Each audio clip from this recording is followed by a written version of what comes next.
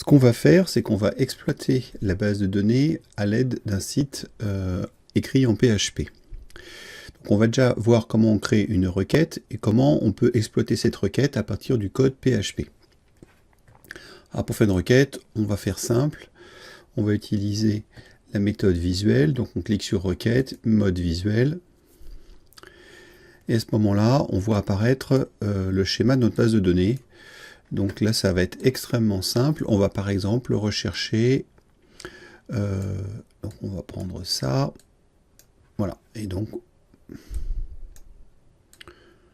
on va remettre un petit peu en forme le schéma pour qu'on puisse y voir un peu plus clair.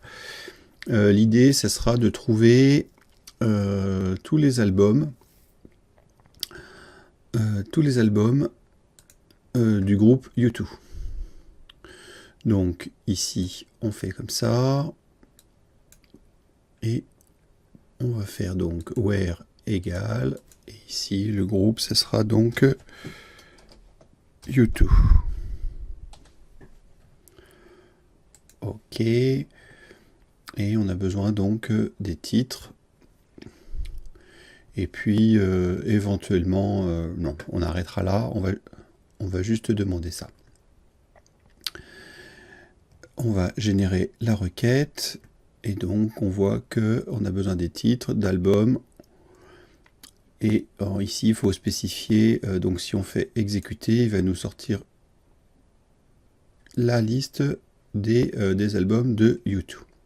Donc ici, on a la requête qui est créée. On va essayer de l'exploiter directement dans PHP. Donc, CTRL-C.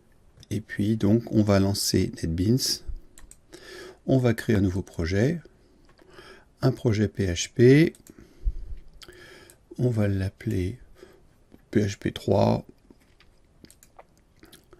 on va le faire fonctionner sur le site web local, et puis l'URL ici, ça va être php3.dev. de .8080, puisque c'est le port sur lequel fonctionne le serveur Apache. Voilà, on clique sur terminer ici. Et puis donc on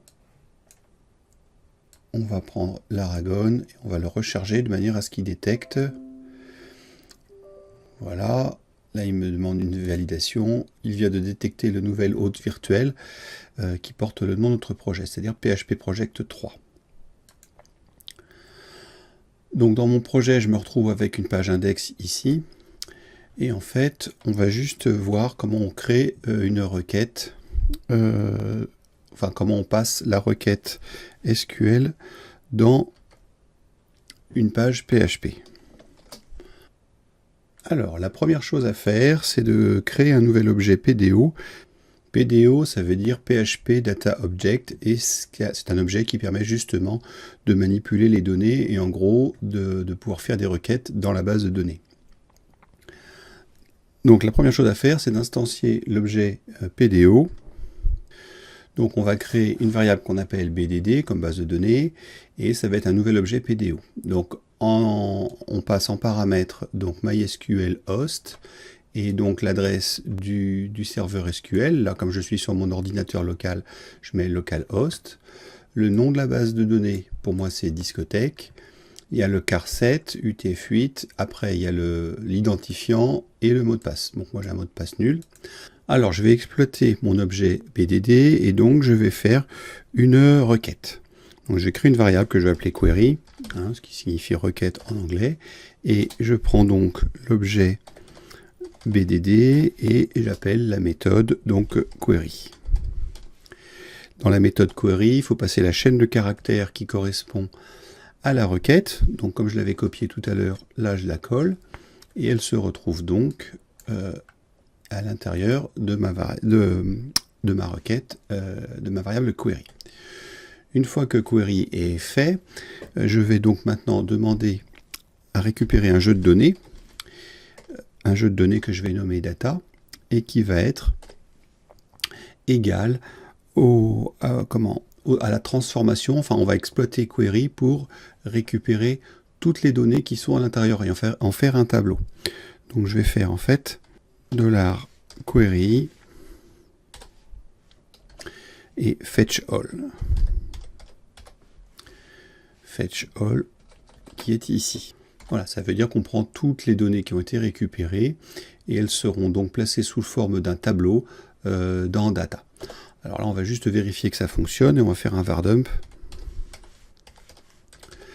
data.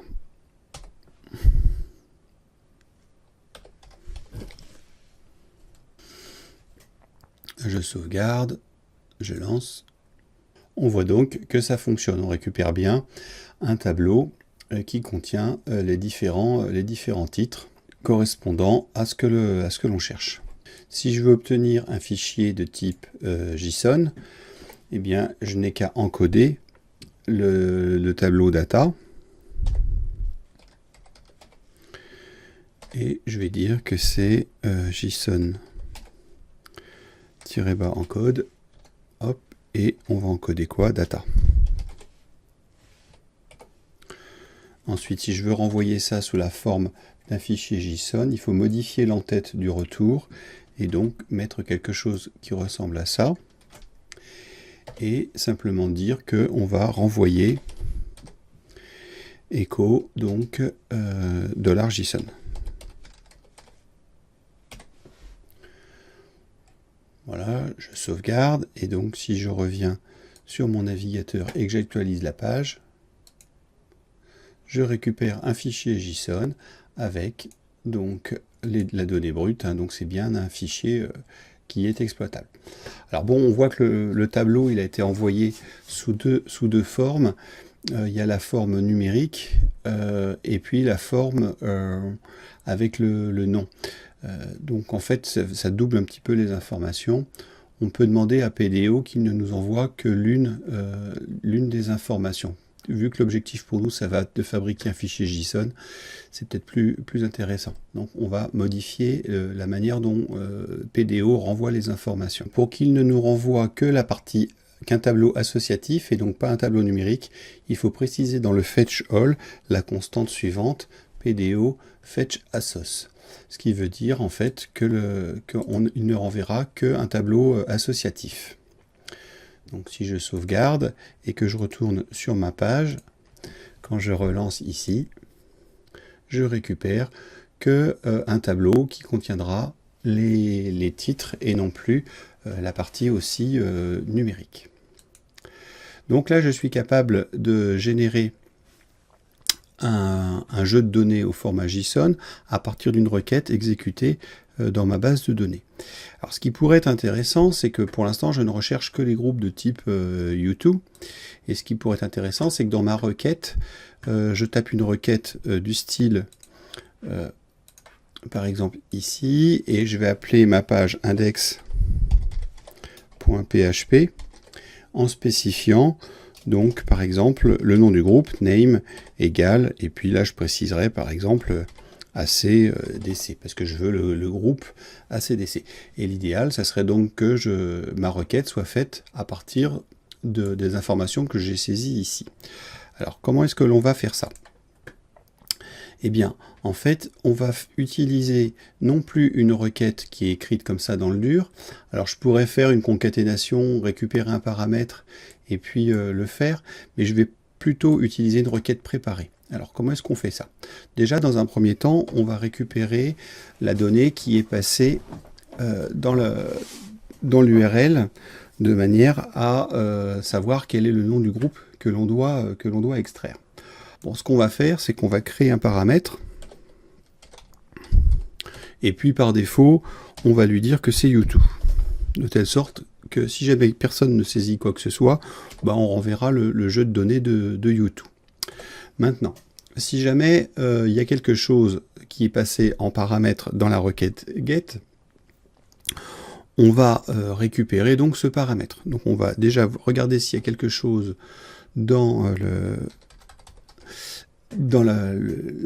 query string, donc la requête ici. Et donc ce que je vais faire, c'est que $get. Voilà, et puis donc on va essayer de rechercher s'il y a quelque chose qui a comme paramètre name. Voilà, donc s'il y a quelque chose, qu'est-ce que l'on fait? Hop, et ben on va récupérer dans la variable param justement ce qui est passé en paramètre. Donc ici,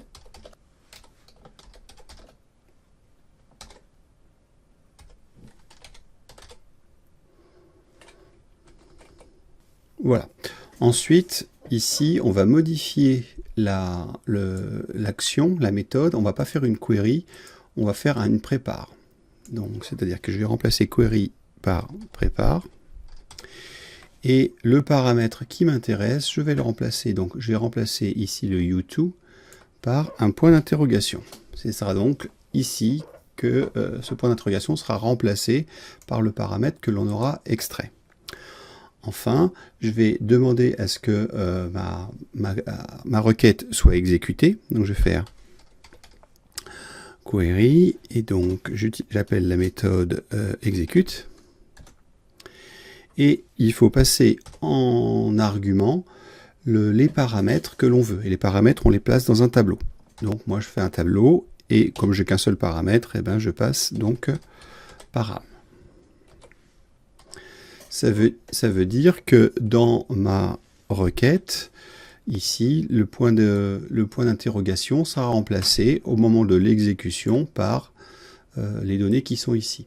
Alors pourquoi c'est un tableau? Parce qu'on pourrait très bien avoir dans la requête ici plusieurs points d'interrogation et donc dans l'ordre d'apparition des points d'interrogation, les paramètres arriveraient dans le même ordre que dans le tableau. Une fois que ça c'est fait, après le fonctionnement il est le même. Donc on va vérifier si ça fonctionne. Je vais retourner sur mon site et puis on voit que ça fonctionne très bien.